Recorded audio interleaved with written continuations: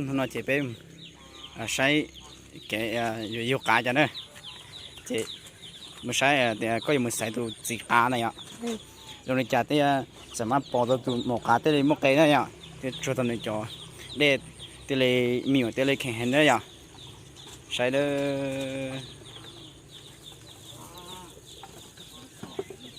để nó này sai nóเลือกถูกผู้เนาะ วิธีเลือกพูดน้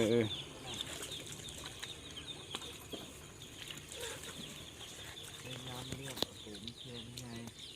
ใหญ่ เอาผมแห้ง ใช่เนี่ยบืนเลยเลือกตัวผู้มันถึงไม่ได้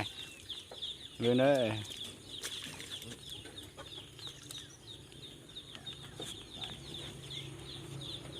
เป็นตัวผู้มันพร้อมเวลาเขา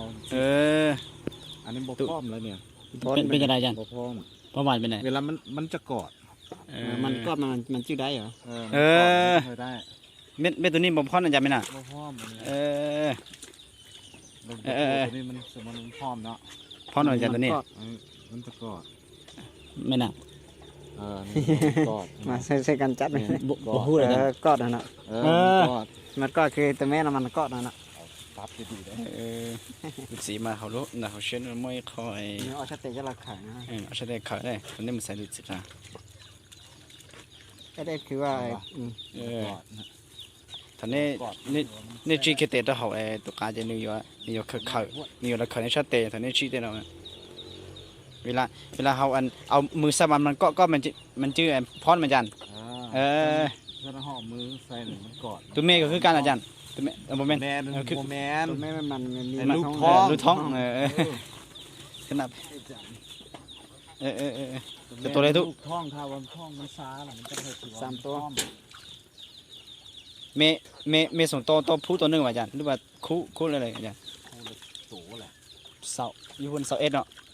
เสาเอ็ด ตัวผู้โต เอาตัวอะไรทุกจะตัวไหน 3 ตัว 3 ตัว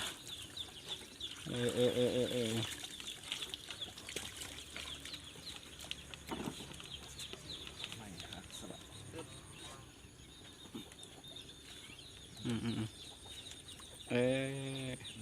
เดือดขนาดนี้โอเคยังได้นะ จอดตุสีเนี่ยแค่หันพอนเดนี่มันติจีสุดๆแล้วนะชาครับร้านอย่างนี้เขินตัวๆเนี่ย ตัวนี้ จันทร์จี มันเห่า ตั ตัวเห่าแล้วเนี่ย ตัวนี้โอเคที่สุดเลยเนี่ย อันนี้ก็คือกัน โอเค จะตัวอะไรตัว พบ ตัว ตัดคอมเมนต์ตัว ลุกไปนำหนองอีก เจ็ดโต ใส่คูดีๆก็เอาไปยัดลงแล้วมัน โอเคเนี่ย8โต เบตองเลย ตัวผู้ตัวว่าพร้อมนะ จะสีเนี่ยจะนี่สุดแต่จีจะหองจะหนึ่ง ตัวนี้ปลาดุกมา ในสุดแต่จีจะหองจะหนึ่งเขาเนี่ยหนึ่งเขาจีแต่ละจะหนึ่งก้อนเลยหนึ่งเขาจะพอนเนี่ยจังผสมในไลน์เนี่ยอยากจะเชียร์จะไลน์เนี่ยอาจารย์นั่นนะเลยเนี่ยโอ้พอนอยู่อย่างว้าก้อนเลยนี่ใช่ไหมนี่ โอเคตัวนี้พร้อม โอเคเฮ้ยทำไมอยู่ว่ามันจะต้องมาเจอเราลูกกี่ลูกเนี่ยแล้วตอนเจอเราเป็นลูกก็อย่าสักชุดนะเดี๋ยวเลยใช้อยู่ชุดเดียวนะ หายไปน้อยหนึ่งแม่นแต่ว่ากูได้4 เดือนไปกูจะไปโดสเข็ม3เลยดิใกล้ อย่าดีกับพ่อ แม่นยาดีกระเพาะต้องไปใส่ เดี๋ยวน้องไทยล่ะถ่ายนี่ต้องถ่ายกล่องมันต้องไปซื้อต้องถ่ายกล่องมัน อย่าเด็กกระเพาะได้ไหม ยาดีกระเพาะเขาเป็นยาดีกระเพาะนี่แหละเขาไปซื้อหาแล้วบอกเขาอินโมทิเดียมเขาบอกเอาให้เขาดอกให้บอกไอ้มาตักให้ไว้ในไทยอันนี้ต้องไปใส่น้ำเกลือที่เขาจะใส่ข้นน้ำทะเลนะก็คือน้ำเกลือน้ำเกลืออันนี้เนี่ยแมนเคินว่าจักเขาอีสังบูอันนี้นะ ตัวนี้นะตัวนี้มันบ่มีสลากได้เพราะเขาสื่อเจียจางเขาปวดแท้ๆที่เถือกับ2 ล้านปลายพุ่น สะพานปลายโอ้ ตัวนี้เขาสื่อตัวเจียจางกว่าละแสน เออ ตัวนี้มันกว่าละแสนซื้อยังบอกจางยาหนักตัวนี้นะยากระตุ้นเหตุนะ ยานี่ไปเปย์ห้านกสิกรรมบอกก็ต้องว่า เออ เจ้าหน้าเปิด YouTube ให้เบิ่ง รถนี่ใช่ไหมนี่ รถนึงเซเว่นหนึ่งมัน โลนึงใส่เม็ดนึงเนาะตัวแม่นี่อันนี้6 โลสั่งแล้วใส่6 เม็ด เออ เนาะตัวนี้เนี่ยมันสำหรับตัวแม่มันใส่ รถนึง โลนึงเม็ดนึงเม็ดนึงแล้วยาต้องเม็ดนึงน้องคือใส่เก่าขีดเก่าตัวนี้ซีตัวนี้นี่บ่เต็มเด็กนึงรุดเล็กนึงน้อยนึงขีดนึงเนาะตัวเม็ดนึง2นึงน่ะใส่6 เม็ดน้องก็คูณขึ้นไว้ แม่น่ะ เนาะเป็นอันนั้นสำหรับยาสำหรับตัวนี้บัตเตอร์พูอันนี้ตัวผูเมื่อกี้นี่4 โล 7ตัวผูมันใส่เครื่องเม็ด เออขึ้นเม็ดมา 4 โล 7เท่ากับไรแต่ใส่3 เม็ดเลยเพื่อแม่นบอก แม่น่ะ 2 เม็ดกับเม็ดหนึ่งได้2 โล 4 โลเลย4 เม็ดครึ่งได้แต่ว่าเขาใส่หาเม็ดเลยก็ได้เกลือเนี่ยหาเม็ดเลยนี่เห็นบอกเขาเก๋มาแต่เขาต้องแช่น้ำเกลือมันละลายก่อนน้ำ เออ เกลือมันละลายแล้วมันเขาในเค็มเขามันจะง่าย เออ หาเม็ดเลยนะ4 โล 7รุดลืนน้ำเขียดใส่มันโหลดหาเม็ดสินะตัวนี้ซื้ออยู่หันใหญ่ๆมันถืออยู่30 ปลายพันนี่อันนี้ขวดหาพัน ตัว แต่ว่าเขาใส่แต่ร้ายเทือไม้ทั้งรุดนี่ อืม รุดนี่2 ขีดเนี่ยเนาะสมมติเลข2มันอยู่ในนี้อันเมย์มันขึ้นมาเทิงแล้วนึงลืนแล้วนึงผูจะรุดลงไปขีดนึงใส่8เนาะตอนนี้หาเม็ดเท่ากับได้แต่4 8มันบอกเขาบนติ่มหาขีดเลยแต่4 8นี้น้ำเกลือบ่มีปัญหาหนองสิรุดลืนได้น้ำขีด2 ขีดแต่ว่าขั้นสูตรแท้ๆมันจะเป็นอย่างสั่นอันสินะอันสีไว้อันสิใส่หาเม็ดพร้อม8 ขีดแช่ไว้เป็นไง ก็มาละลายแม่น่ะจ้ะ แม่นให้ตัวนี้มันละลายให้มันละลายใส่แล้วยาเขาตัวเย็นที่ว่าจะไหนมันจะใส่อยู่นี่หนองไทยสูตรนี่ไปปกตินี่เห็นหรอถ้าว่าอันนั้นเห็นบอก น้ำเกลือ 0.2หมายถึงหนองเอาอย่างการกระตุ้น2 ขีด นึก 2 ขีด ที่ไปนะ 2 ขีด2 ขีดนี่ เออ 0.2เมใส่ร้าย2 ขีดผูใส่เป็น1 ขีดต้องกระบวกขึ้นละ5 เม็ด5 เม็ดมันก็ต้อง5 ขีด ขีด แม่น่ะ ถ้าเป็นตัวผูเนาะตัวแม่กับ10 ขีดแม่นบอก แม่น่ะ 0.2เลย แม่น่ะ แต่ถ้าว่าเอาแสลงหน่อยตัวนี้มันซักบ่ได้ได้ยาวเด้อ เออ มันดูดเอายาตัวนี้ขึ้นบ่ได้ แม่น่ะ ถ้าน้องไปเบิ่งใน YouTube เขาจะใส่แสลงหน่อยเขาลอกเข้า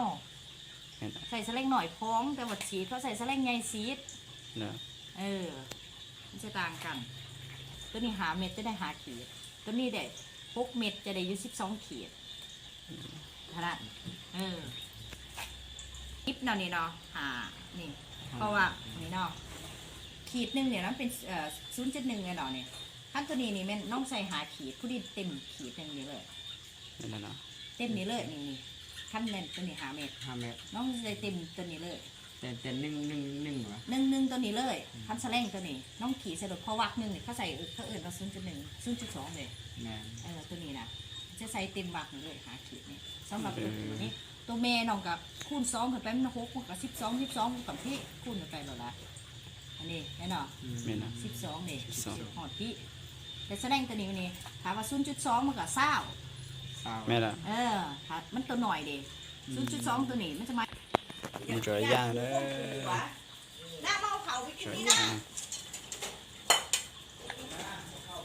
เอาเขาไปกินตักเขา ชิ้นเดียวกันเด้อ หาไป ถ้าเราไปแล้วเอาเป็น6 โลเลยเหรอ เอาอะไรเป็น6 โลเอาไปเดี๋ยว1 แบกสี่แต่ว่าขั้นหานเถอะๆนะ เออ อันนี้แน่นอนเดี๋ยวนี้ ต้นนี้มันเอามาเอายากระตุ้นใส่ เม็ดนี่ก็1 เม็ดเลยเนาะ2 ขีดเนี่ย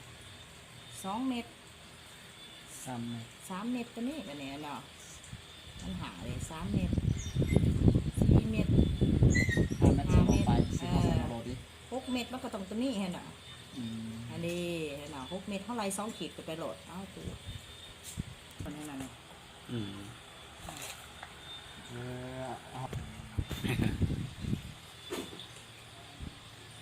ส ซันแคนตี้แล้วพอดีวะ พอดีในปอดมันลงอยู่ในเหนาปอดนี่ร้ายปวดหายามันให้มันอันนี้แก้ววันนี้ก็แม่เป็นอย่างมันสมได้จับจังสีเป็นอย่างมันสมได้เอามือลูกมันสีซ่าลูกแม่ขั้นกบสมหมดมันสีโบซ่าถ้าสมมติได้มันบ่ซ่าแม่น่ะแม่นไข่มันโบซ่าเนาะเบิ้งมันจะออกสีแดงซ่าซ่าไปว่าสมได้ไปว่าไข่โผล่มันเป็นอย่างบ้านเนาะบ้านนอกเลยนะเพราะมันเป็นมืนๆสีโบแมน บอแมนนะ เป็นอย่างสีเกินอย่าง ตอนนั้นน้องผมพูดภาษาเราคือว่ามันออกคือว่ามัน อดตุนไม่ได้แม่เนี่ย เป็นตุ้งแม่ เป็นตุ้น น้องสบายน้องเฮ็ดจังสีน้องจับจังสีน้องง่ายจับจังสีแล้วแม่นั่นจับขาจับสิจับหัวมันบ่จับหัวอย่าจับไข่มันจับนี่จัดหัวได้สิวะจับ จัดนี่สิวะจับสิว่า เวลาซัก เวลาซักแบบนี้ คือว่าเป็นตุ้มเป็นแม่ซักกระใส่นะ ซักมันนี่2 ขีดต้อง ซัก ใช้ขาเลยนะ เช็ดต้นขานี่ ต้นขาใดก็ได้ดิ ขาใดก็ได้แต่หามันดีมันสิดีเป็นอย่างจังว่าซักเกลือพอเวลาเฮาซักมันดีตับบางทีสังเกตเห็นมันเจ็บมันสิดีตัวนี้บ่ดีนะสอบ1อ่ะเนาะ2อ่ะเนาะเนี่ยอันนี้ไอ้เนาะ แม่ละ อันนี้ตัวขนาดนี้ซาชิญี่ปุ่นเนาะหางกระเจ้าอีตัวน่ะถ้าเอาเซ่แม่ ตัว นะ นี้มันอยู่ขีดสันน้ำนี่เด้อยามันตกตะกอนให้เนาะ สั้นๆนะ ยามันเป็นเม็ดนะยามันเป็นฝุ่นขาวๆมันจะตกตะกอน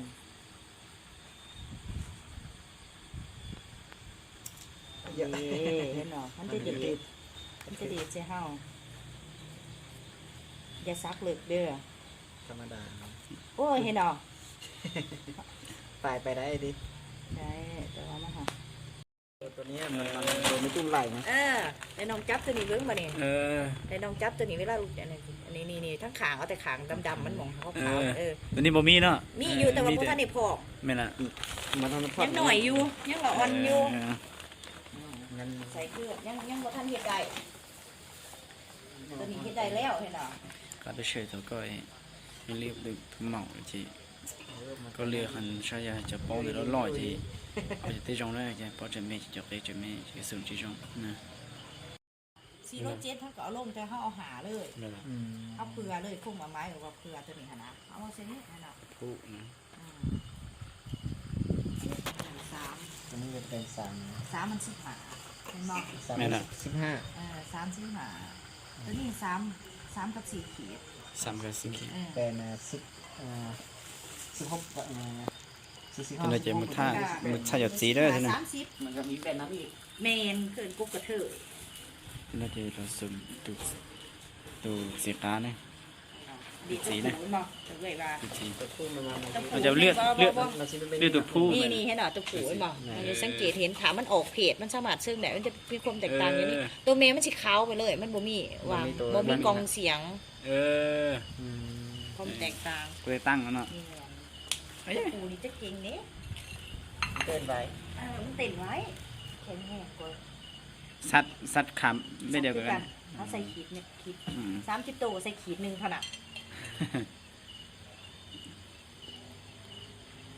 ดูแล้วกินตัวน่าเสีย ต่อ เสียเนี่ย ต่อไปก็รู้สึกว่า สหบอ่ะดูใช่เนี่ยตัวยาสีเหลืองสักกุ เอาขี้ใส่นะแบบนี้ก็ได้ ตัวต่อชาเนี่ยผสมผักอ่ะขี้หนึ่งตัว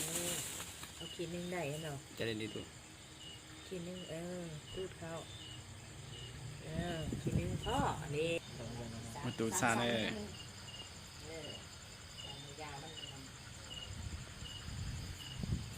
ผสมผัก ดีได้คุณดีได้ ผสมพันธุ์ขาเด้อตัวยา ได้ กำลัง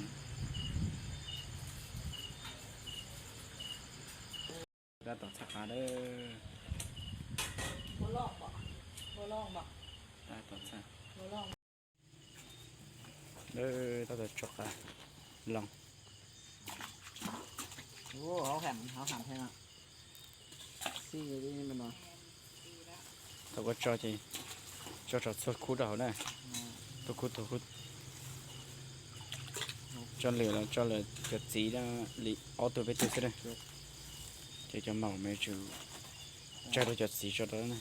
sợ nếu ship bỏ tới lì lái này แปด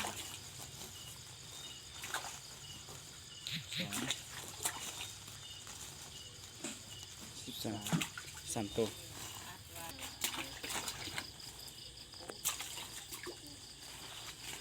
sợ có muốn sát chua sầm ta thì cũng cho tí đây này ta trả lý cho tí ขาดไป2ตัว lòng ตัวนี้ใส่แตก dạ จับเอาขึ้นเหรอ เอาขึ้น cho ตัว tí นี้เท่าไหร่10ตัวจับตัวนั้นมาอีก2ตัวเนาะ ตัวนี้ดิ แม่นจับใส่อยู่ cho cho tí bác mà lý bé cho là thì cầu chín là thì này mà cho màu đó này cho cây này tới lấy lái này tao cá cầu chín là thì bé cho là thì đây chế trâu đây người ta trâu này cậu có tụt gì cậu tụi màu đấy tụt gì đâu cho chả โอ้แข็งได้แล้วเมื่อกี้นะเขาเรียกว่านี่เหรอ สามคือติดกับปล่อย tôi phải đây tụ บาง